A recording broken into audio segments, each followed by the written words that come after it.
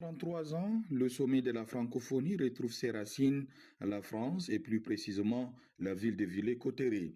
Dans cette commune de 11 000 habitants, située à environ 80 km de Paris, se trouve un joyau de la Renaissance française. Il s'agit du château construit au XVIe siècle sous François Ier. L'édifice est célèbre pour l'ordonnance de 1539 qui fit du français la langue officielle des actes administratifs.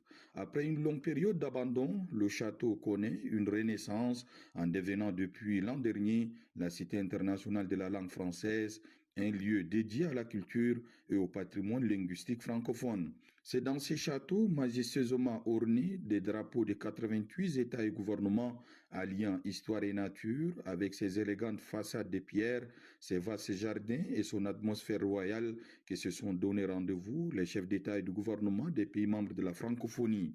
Intellectuels et représentants de la société civile font également partie des délégations venues des 5 continents.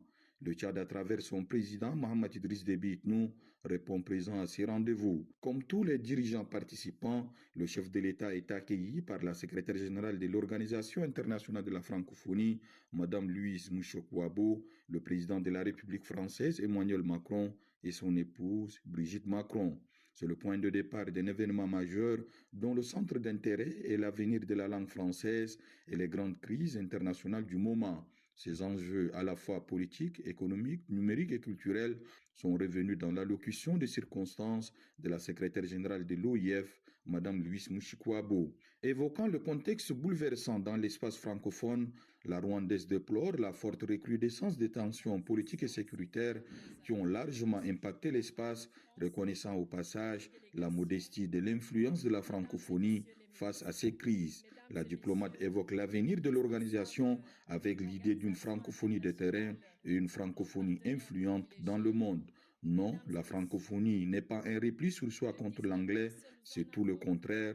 Non, la francophonie n'est pas la France-Afrique, elle n'est pas seulement hexagonale ou africaine, elle est mondiale, ajoute Madame Louise Mouchikouabo. La séance inaugurale est marquée surtout par le passage des témoins entre la Tunisie, pays hôte du dernier sommet, et la France. Dans un ton optimiste, le chef du gouvernement tunisien, Kamel Madouri, représentant son président, a dressé un bilan du mandat de son pays à la tête de cette grande famille francophone, saluant des avancées réalisées, non sans exalter l'ambition de la francophonie de peser sur les affaires du monde. Esquissant les grandes lignes de ce qu'il veut voir se concrétiser au cours de son mandat, le président entrant et hôte du sommet, Emmanuel Macron, s'est félicité du fait que le château de Villers-Cotterêts soit désormais un lieu vivant, pas seulement un musée, mais bien une cité, un lieu d'accueil, de recherche et d'exploration. Il a souligné l'hospitalité de la langue française et sa capacité à s'inscrire depuis toujours dans le multilinguisme en important linguistiquement des éléments venant de l'arabe ou encore du mandarin. Aujourd'hui parlé par 320 millions de personnes sur la planète, le français est la 5e langue la plus parlée dans le monde et le nombre de ses locuteurs pourrait doubler d'ici 2050 car le 19e sommet devra consacrer officiellement l'adhésion de 2 nouveaux membres de plein droit, le Ghana et le Chypre. Et l'Angola devra officiellement intégrer l'organisation avec le statut d'observateur.